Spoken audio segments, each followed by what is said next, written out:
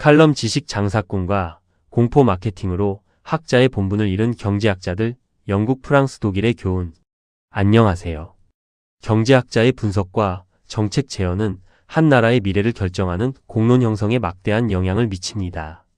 하지만 학문적 중립성과 객관적인 데이터 분석이라는 기본 책무를 저버린 채 특정 이해관계나 정파적 목적에 맞춰 지표를 입맛대로 취사선택하고 위기론을 과장하는 사례는 역사적으로 끊임없이 반복되어 왔습니다.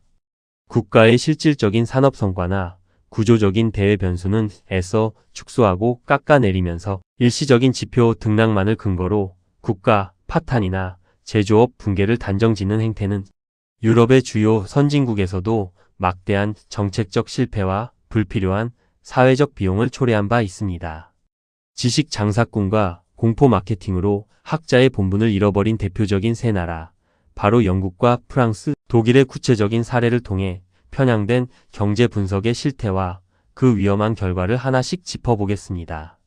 첫 번째로 영국의 브렉시트 논쟁과 데이터 취사 선택의 실패 사례입니다.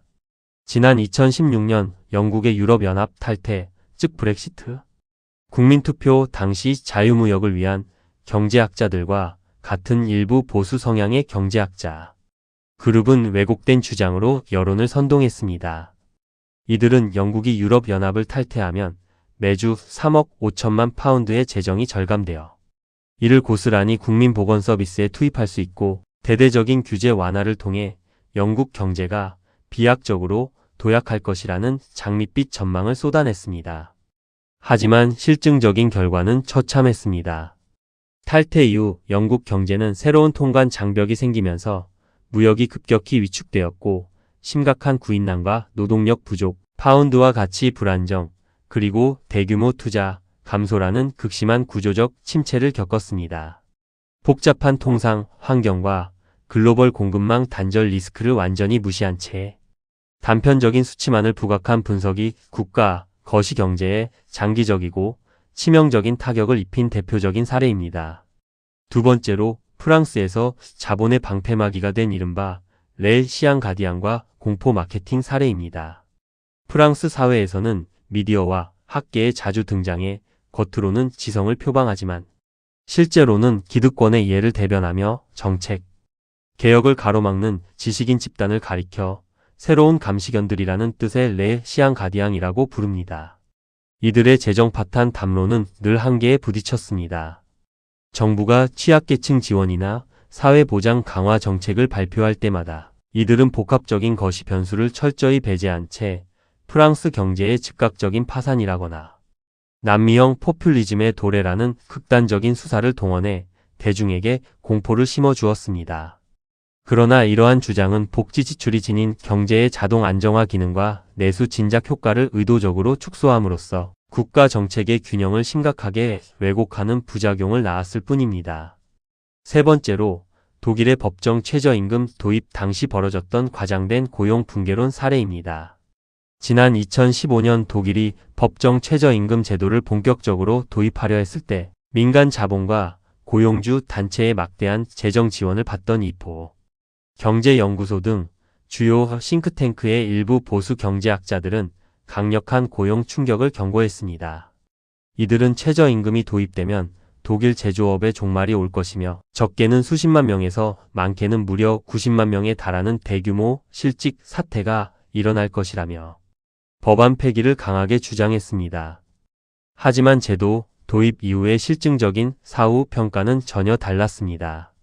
독일 노동시장은 이들의 주장과 달리 고용 감소 대신 저임금 노동자들의 가처 분소득이 늘어났고 이는 내수 진작과 기업의 생산성 개선으로 이어지며 안정적인 연착륙을 기록했습니다.